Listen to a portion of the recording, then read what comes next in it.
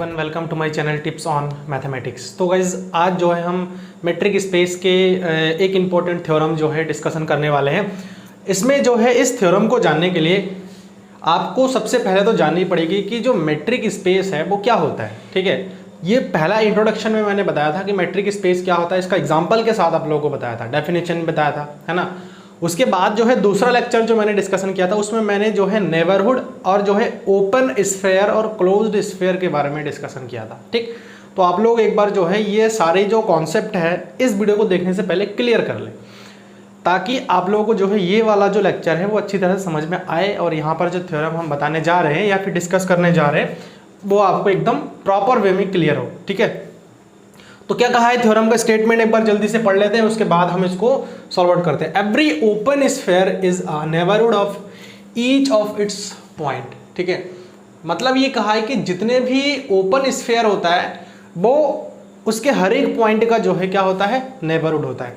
अब देखिए मैंने स्टार्टिंग में यही चीज बता दिया था आप लोगों को कि आपको सबसे पहला जो कॉन्सेप्ट क्लियर होना चाहिए वो है नेबरहुड का। मेट्रिक स्पेस में नेबरहुड बहुत इंपॉर्टेंट रोल अदा करता है। ठीक है, उसके बाद जो है दूसरा है ओपन स्फेयर। ये मैंने दूसरे लेक्चर में बनाया था, लिंक डिस्क्रिप्शन बॉक्स में आप लोगों को मिल जाएगा। ठीक है, वहां से जाकर के आप लोग इसको देख लेना। ठीक, अब हम जो है इसके प्रूफ पर चलते हैं और बात करते हैं। Let x comma d be a metric space, आपको पता होगा मेट्रिक स्पेस क्या है। ठीक है, मेट्रिक स्पेस लेट एस इस जो है open bracket a comma r be a open sphere. ठीक है, बी आ ओपन स्फेयर, जो एस ए कॉमा आर है वो एक ओपन स्फेयर है with centre A and radius are.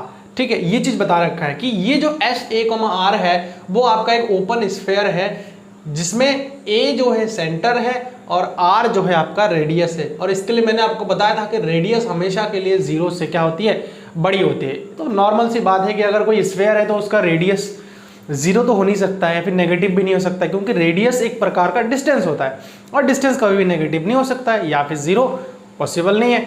तो इसीलिए हमेशा के लिए जीरो से बड़ी होगी। ठीक है, अब जो है हम बात करते हैं तो हमें शो क्या करना है। क्वेश्चन में यही चीज बता रखा है कि एवरी ओपन स्फेयर, मतलब जितने भी ओपन स्फेयर होता है, सारे के सारे ओपन स्फेयर, उसके हर एक पॉइंट का नेबरहुड होता है, उसके हर एक पॉइंट का नेबरहुड होता है। ठीक है, तो इसका मतलब साफ साफ निकल के ये आ रहा है कि ये जो पॉइंट हमने यहां पर नोट किया है, ये जो चीज हमने यहां पर लिखा है S a comma r be a open sphere, मतलब क्या है कि ये जो ओपन स्फेयर है इसके हर एक पॉइंट का नेबरहुड होगा। अब देखिए ओपन स्फीयर आई थिंक आप लोगों को अगर नहीं पता है ना, तो मैं एक सिंपल और सीधी लैंग्वेज में आप लोगों को ओपन स्फीयर का मतलब समझा देता हूं। देखिए यहाँ पे ओपन स्फीयर के बारे में ये कहा गया था, ये चीज मैं यहाँ पर थोड़ा सा लिख देता हूं। Open sphere A comma R, मतलब open sphere with centre A and radius R is equal to set, है ना, या फिर कलेक्शन किसका, x belongs to capital X such that distance of a comma x is less than r। ये था। अब बात आती है कि जो ओपन स्फेयर है वो है क्या। यहां पर थोड़ा सा क्लियर करते हुए चलते हैं तो ज्यादा समझ में आएगा। ठीक है, हम दूसरे वीडियो की बात तो कर रहे हैं, अब समय नहीं है तो मत देखिए, कोई इशू नहीं है। ओपन स्फीयर वो होता है जिससे में ये जो हमारे पास एक नॉन एम्पटी सेट होता है, एक्स एक क्या होता है, नॉन एम्पटी सेट होता है, ये एक नॉन एम्पटी सेट। ठीक, अब इस नॉन एम्पटी सेट के हर एक एलिमेंट के लिए सेंटर और उस पर्टिकुलर एलिमेंट का जो डिस्टेंस होता है वो उसके रेडियस से कम होते हैं। मतलब देखिए ये जो हमारे पास ओपन स्फीयर है ये जो है उन एलिमेंट्स के कलेक्शन होते हैं जो कि उस स्फीयर का सेंटर और उस पर्टिकुलर एलिमेंट के साथ में जो डिस्टेंस होता है वो उसके रेडियस से हमेशा के लिए छोटे होते हैं। मतलब इनमें वही एलिमेंट आएंगे जिसका उसके सेंटर के साथ अगर हम डिस्टेंस निकाल रहे हैं तो उसके रेडियस से छोटा आएगा, वही एलिमेंट इसके अंदर होगा। मतलब उन्हीं एलिमेंट्स के कलेक्शन होगा, क्योंकि ये जो एक हमने बना रखा है ये एक प्रकार का सेट बिल्डर फॉर्म को जनरेट करता है, बताता है। ठीक है, देखिए बहुत आगे बढ़ गए हम। एक्चुअल में यहाँ बताने वाला चीज़ ये नहीं था, बट फिर भी हमने बता दिया, कोशिश किया है यहाँ पे, ताकि आप लोगों को समझ में आ जाए। नहीं आया तो कोई बात नहीं, आप जो है लेक्चर देखेंगे तो समझ में आ जाएगा। ऑलरेडी मैंने ये सब चीज़ें बता रखा आप लोगों के लिए। ठीक है, चलिए आगे इसका जो है हम सॉल्व आउट करते हैं। तो यहाँ से ये चीज़ निकल के आ रहा है कि ये जो है एस ए कॉमा आर जो है हर एक पॉइंट का क्या होगा, नेबरहुड होगा। अब कैसे होगा वही चीज़ हमने यहाँ पर प्रूफ किया। वी हैव टू प्रूव, हमें क्या प्रूफ करना है कि जो ये है वो हर एक पॉइंट का क्या होगा, आपका नेबरहुड होगा। ये चीज़ हमने लिखा है। Is that clear? अब बात करते हैं, obviously a belongs to S a comma r, subset of S a comma r. ये पॉइंट बहुत इंपॉर्टेंट पॉइंट है। देखिए, मैं अगर जो है सबसे पहले तो हम एक मेट्रिक स्पेस की बात कर रहे हैं, तो कंफ्यूज नहीं होना है। ये सारे टॉपिक आपके रियल एनालिसिस में भी है, तो रियल एनालिसिस के साथ हम जो है इसको एक्चुअल में क्या है कि ये जितने भी ये हमारे मेट्रिक स्पेस वगैरह है वो रियल एनालिसिस में ही आता है।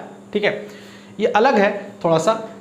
तो यहाँ पर हम मेट्रिक स्पेस में बात कर रहे हैं, तो इसीलिए हम जो है यहाँ पर इसको लिख देते हैं कि ये आपका एक मेट्रिक स्पेस है, हम ये मान के चल रहे हैं। और इसमें जो है हमारे पास एक ओपन स्फेयर है। ठीक है, ये मान के चलते कि एक ओपन स्फेयर है इसमें। ठीक है, इसको ऐसे थोड़ा सा बना देते हैं अच्छे से। पहले ये ओपन स्फेयर है। अब इस ओपन स्फेयर का मैंने बताया, ओपन स्फेयर को कैसे डिनोट करेंगे, एस ये जो चीज है वो है आपका एस ए कॉमा आर। ए क्या है, सेंटर है, और आर क्या है, रेडियस है इसका। तो चलिए यहाँ पर हम बना देते हैं इसको। यहाँ से मैं अगर बात करूँ इसकी, ये वाला पॉइंट, यहाँ से ये जो है इसका रेडियस हो गया टोटल, ये सेंटर है, इसका रेडियस ये हो गया, और इसका सेंटर ये वाला पॉइंट ए हो गया। समझ में आया? अब देखिए, मैंने यहाँ पर ये चीज़ लिखा है कि ए जो है बिलोंग कर रहा है इसमें, ए जो है बिलोंग कर रहा है इसमें। सबसेट ऑफ ये जो है सबसेट है इसका, मतलब सेम का सेम सबसेट है। When x is equal to a, so S a comma r is neighbourhood of its centre. ठीक है, तो देखिए यहाँ पर हम इसको एक्सप्लेन करते हैं सबसे पहले। तो अब एक चीज समझिए कि हम थोड़े टाइम के लिए ये मान के चलते हैं। देखिए ए जो है ना, ए जो है इस x का ही एक एलिमेंट होता है, ध्यान रखना। ये जो सेंटर हम ले रहे हैं वो इस x का ही एक एलिमेंट होता है। x क्या है, एक नॉन एम्प्टी सेट होता है। ठीक है, अच्छा उसके बाद जो है जो स्मॉल x लेते हैं ना, वो भी x के अंदर का एक एलिमेंट है। तो सेंटर को दिखाने के लिए एक स्पेसिफिक नंबर a से हम डिनोट कर देते हैं, और x हर एक इसके अंदर जितने भी एलिमेंट्स होंगे वो है। तो देखिए कहीं ना कहीं हम ये चीज़ कह सकते हैं कि ये जो हमारे पास जो a है वो भी इसके इस ओपन स्फेयर का एक जो है एलिमेंट है। ये जो सेंटर है, हम ये थोड़े टाइम के लिए मान के चलते हैं कि इसमें हमारा कोई एलिमेंट है ही नहीं। इस ए के अलावा, इस सेंटर के अलावा इसमें और कोई भी एलिमेंट नहीं है। अब देखिए, अब ये जो हमारे पास एस ए कॉमा आर है वो क्या इसका नेबरहुड होगा? इसका नेबरहुड होगा, बिल्कुल होगा। देखिए क्यों? क्योंकि देखिए यहाँ पर हम बात कर सकते हैं कि अगर हमारे पास एक सेट ए है, अगर एक सेट 1 2 3 है, तो मैं ये कह सकता हूँ कि जो है ए सेट जो है ए का सबसेट है।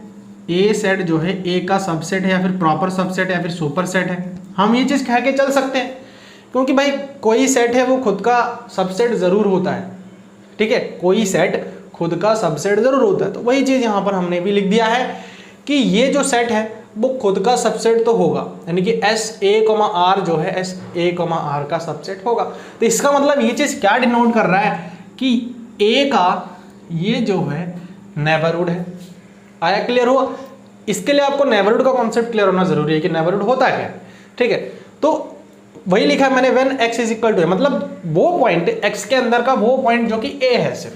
ठीक है, तो मतलब ये है कि क्लियर हो गया कि ये जो है एस ए कोमा आर जो है इसके सेंटर का तो नेबरहुड है, बट सेंटर के अलावा भी जो पॉइंट है, जो पॉइंट इसमें है सेंटर के अलावा, क्या उन पॉइंट्स का भी नेबरहुड है या नहीं है, वो चीज हम आगे इसका सॉल्व करके देखेंगे। ठीक है, तो चलिए देखिए, if x does not equal to a, यहां पर वही चीज मैंने लिख दिया है, मतलब a को हमने सेंटर मान रखा था, तो x जो होगा, ये जो x है इसमें जो है आपका एक सेंटर वाला जो पॉइंट है वो हट जाएगा, बाकी जितने भी पॉइंट आ जाएंगे, मतलब हम इस पॉइंट को अब यहां से हटा के चलेंगे और बाकी जितने भी पॉइंट्स हैं उनके लिए चेक करेंगे कि ये जो एस ए कोमा आर है वो नेबरहुड है या नहीं है। तो वही चीज यहां पर लिखा है, x does not equal to, मतलब x a नहीं है, बाकी और कोई पॉइंट हो सकता है। ठीक है, कोई आर्बिट्रेरी पॉइंट हो सकता है जिसमें हमने लिखा है point other than its centre, मतलब इसके सेंटर के अलावा कोई और पॉइंट, मतलब x कोई आर्बिट्रेरी पॉइंट है, कोई भी हो सकता है।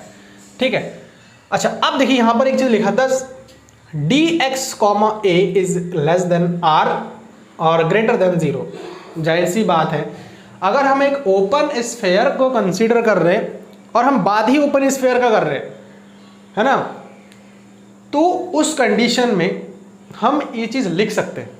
कैसे लिखेंगे? वही चीज अभी जो मैंने आप लोगों को बताया था कि ओपन स्फीयर उन एलिमेंट्स के जो है कलेक्शन होता है जो कि उस पर्टिकुलर पॉइंट का, है ना, उसके सेंटर के साथ डिस्टेंस, उसके रेडियस से क्या होता है, छोटा होता है। ठीक है, तो उन्हीं पॉइंट्स के कलेक्शन होता है।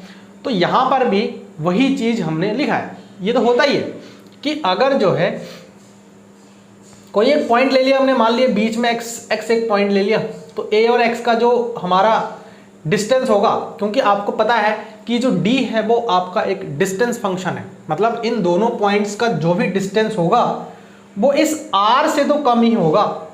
ये जो r है टोटल यहाँ से आधा और x का यहाँ, तो इन दोनों पॉइंट का डिस्टेंस इस r से तो छोटा ही होगा और 0 से बड़ी होगी।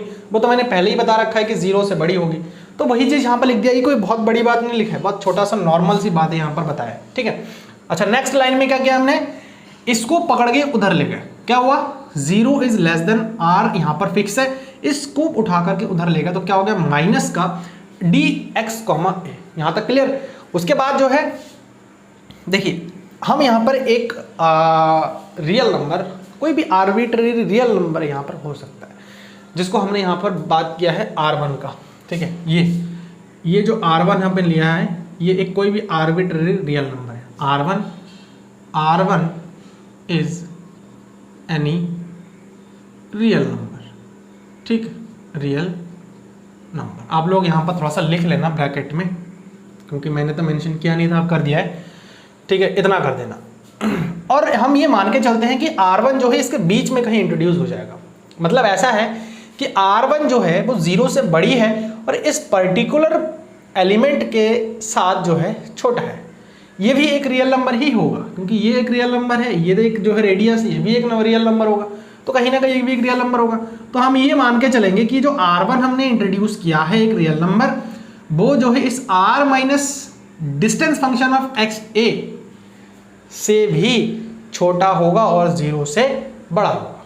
इतना आपको थोड़ा सा समझ के चलना पड़ेगा। उसके बाद हम इसको क्या कर रहे हैं, देखिए इस पर्टिकुलर पॉइंट को उठा करके इसके साथ जो है अटैच कर देंगे, है ना, इसके साथ अटैच कर देंगे, तो क्या हो जाएगा, देखिए प्लस का हो जाएगा, इधर आएगा dx comma a plus r1 और लेस देन किसके, r। इसको हम इक्वेशन नंबर फर्स्ट मान के चलेंगे। ठीक है, अच्छा उसके बाद जो है लेट करेंगे हम, थोड़ा सा एक छोटा सा एक काम हम यहाँ पर और भी करेंगे। Let y belongs to s x comma r1। ठीक है, इसको हम इक्वेशन नंबर a मान के चलेंगे। अब ऐसा हमने क्यों किया है वो भी थोड़ा सा आप लोगों को अभी पता लग जाएगा। ठीक है, क्यों ऐसा हमने किया है। अब देखिए इसके पीछे का लॉजिक क्या है।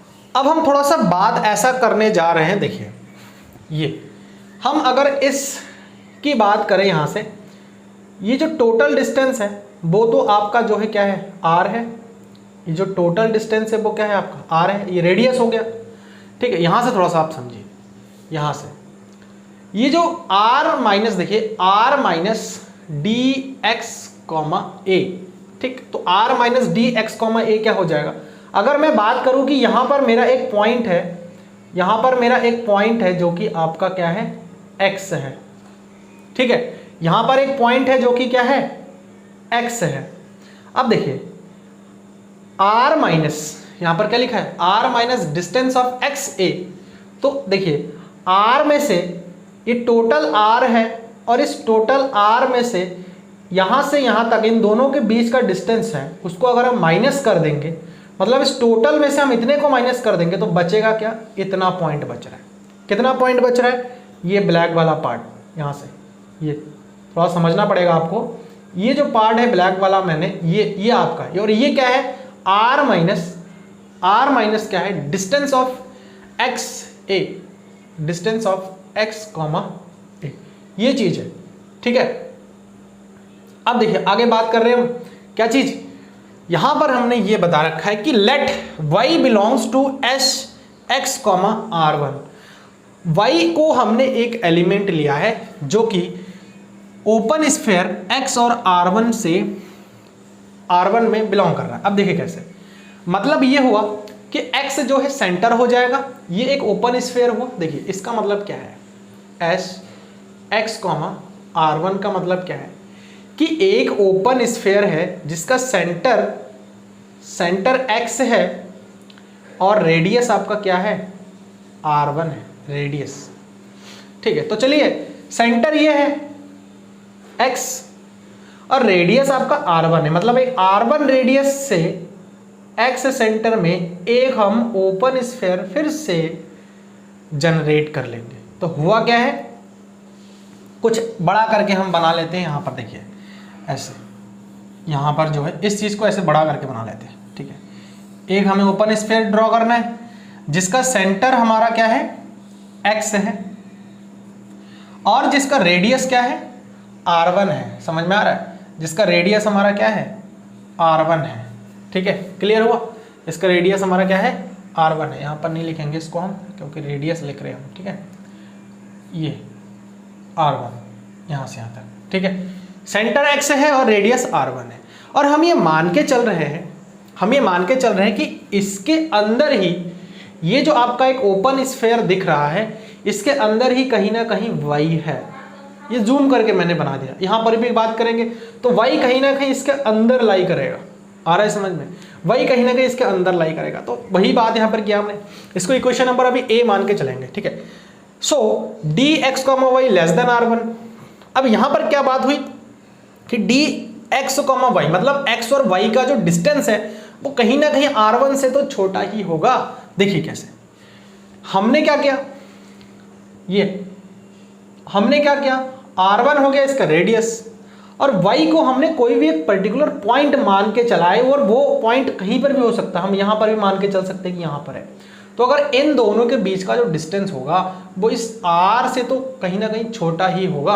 अगर ये y है, एक टाइम के लिए हम ये मान के चले कि ये जो पॉइंट है वो आपका क्या है, y है, तो कहीं ना कहीं ये जो है x और y का जो डिस्टेंस होगा वो r1 से छोटा ही होगा। इतनी सी बात समझ में आई। अब देखिए हम यहाँ पर यूज करेंगे by using triangular inequality. Triangular inequality के बारे में आपको पता है, अगर मेट्रिक स्पेस का डेफिनेशन आपको पता है तो जाहिर सी बात है ट्रायंगुलर इनइक्वालिटी के बारे में आपको पता होगा। अच्छा, उसके बाद क्या है, d a comma y is less than equal to d a x, x introduce करके हम ट्रायंगुलर इनइक्वालिटी बनाएंगे, plus d x comma y. अब देखिए this imply d a comma y is less than, strictly less than d a x को हमें fix कर रखा है, प्लस इस चीज को हमने देखिए यहाँ स्ट्रिक्टली लेस देन तभी आया इक्वेशन नंबर 2 से, क्योंकि x comma Y strictly r1 के क्या है आपका लेस है, ठीक। तो वही चीज हमने प्लस यहाँ पर इसके जगह पर क्या कर दिया है, r1 इंट्रोड्यूस कर दिया और स्ट्रिक्टली लेस देन आ गया, इक्वल का साइन हट गया। अच्छा, उसके बाद जो है इस चीज का अगर हम वैल्यू को देखें तो ये देखिए इस चीज का जो वैल्यू है इक्वेशन नंबर 1 से डी एक्स कॉमा ए प्लस r1 जो है लेस है r के, तो वही यहाँ पर आपको लिखा दिया गया है, ठीक है, कि डी ए कॉमा वाई जो है आपका क्या है, डी ए कॉमा वाई जो है आपका सॉरी लेस हो जाएगा r के, क्योंकि ये चीज आपका r के छोटा है, ठीक। यहाँ से आप थोड़ा सा कंफ्यूज हो सकते हैं, ये a कॉमा एक्स है और यहाँ से x कॉमा ए है, सॉरी ये x कॉमा ए है और ये a कॉमा एक्स है, तो मैंने बताया था आप लोगों को कि जो d होता है वो आपका एक डिस्टेंस फंक्शन होता है, ठीक है। तो डिस्टेंस फंक्शन आप चाहे तो a से x का डिस्टेंस निकाल लो या फिर x से a का डिस्टेंस निकाल लो, दोनों ही बात एक ही आता है। तो कंफ्यूज होने वाली कोई दिक्कत नहीं है, दिक्कत वाली बात नहीं है। यहाँ पे जो d है वो x, a या फिर ये दोनों बराबर है तो उसको हम r से लिख सकते हैं। अच्छा, उसके बाद देखिए यहाँ पर दिस इम्प्लाई, इसका मतलब क्या है कि अगर डिस्टेंस फंक्शन a और y का डिस्टेंस फंक्शन r से छोटा है, r से क्या है, छोटा है। r क्या है, इस बड़े वाले का रेडियस है। समझिए यहां पर थोड़ा सा, यहां पर क्या लिखा है कि डिस्टेंस फंक्शन अगर a, y जो है r से छोटा है, सिर्फ और सिर्फ हो क्या गया यहां पर x के जगह पर y वाला एलिमेंट आके खड़ा हो गया, ठीक है। तो कोई दिक्कत नहीं है। तो इसका मतलब क्या है कि a और y इसके अंदर का कोई एक पॉइंट है, y इसके अंदर का कोई एक पॉइंट है जो कि इस r से तो छोटा ही होगा, इन दोनों का डिस्टेंस बड़े वाले r से। तो ये गलत बात नहीं है, यहाँ पर सही है। इसका मतलब क्या है कि y कहीं ना कहीं इसके अंदर लाई करेगा, और आप देख सकते हो कि y इसके अंदर लाई कर रहा है क्योंकि y इसके अंदर ही है, और y अगर इसके अंदर का कोई पॉइंट है तो ये कहीं ना कहीं इस बड़े वाले जो ओपन स्फीयर है इसके अंदर भी लाई कर रहा है। तो वही चीज यहां पे लिख लिया कि this imply y belongs to S a r। तो कोई गलत चीज तो नहीं लिखा यहाँ पे, आप इस चीज को समझ सकते हैं विद डायग्राम। देयरफॉर हम यहाँ पर कह सकते हैं कि S x r1 is subset of S a r। तो ऑब्वियसली बात है कि ये चीज इसके अंदर है तो इसका तो सबसेट होगा ही होगा, क्योंकि इसके अंदर कुछ ऐसे पॉइंट है जो कि इस बड़े वाले में भी है। तो इसका मतलब ये चीज इस बड़े वाले का स्फेयर का, ओपन स्फेयर का सबसेट हो जाएगा, कोई दिक्कत नहीं है। This imply x belongs to S x r1 is subset of S a r, ठीक है। तो इसका मतलब क्या हो गया कि अगर ये है तो x कहीं ना कहीं इसमें जरूर लाई करेगा, x जो है कहीं ना कहीं इस चीज में जरूर लाई करेगा, x है ना। देखिए x कहीं ना कहीं इसमें लाई कर रहा है और ये चीज इसका सबसेट है। तो हम ये चीज कह सकते हैं since x is any arbitrary point, तो x को हमने कोई आर्बिट्रेरी पॉइंट मान लिया था। कोई जरूरी नहीं कि यहीं पर है, x कोई भी पॉइंट हो सकता है, कहीं पर भी x y z इस पूरे होल ओपन स्फीयर में कहीं पर भी हो सकता है। अब इस चीज से क्या निकल के आ रहा है, ये जो आपको दिख रहा है इसका मतलब क्या है कि ये जो एस ए r है वो नेबरहुड है x का, x का नेबरहुड है, और x कोई भी आर्बिट्रेरी पॉइंट है, इसका मतलब S a r is neighbourhood of each of its point. x ये चीज शो करता है कि इसके अंदर के कोई भी पॉइंट हो सकता है ना, कोई भी पॉइंट हो सकता है x, इसीलिए मैंने यहाँ पर आर्बिट्रेरी लिखा है, ठीक है। तो कंफ्यूज नहीं होना, आई थिंक आप लोगों को क्लियर हो गया ये थ्योरम। काफी अच्छा थ्योरम है, इसका यूज भी आगे जा करके है, ठीक है। अब देखिए अगर चैनल पर नए हैं आप लोग तो मेक श्योर इसको सब्सक्राइब जरूर कर लें, और जो है नोटिफिकेशन बेल को भी साथ में प्रेस कर दें। वीडियो अगर अच्छी लगी है तो इसको लाइक कर दें, और कोई भी डाउट है इसके रिगार्डिंग तो आप लोग कमेंट में ज़रूर बताएं, ठीक है। So thanks for watching this video.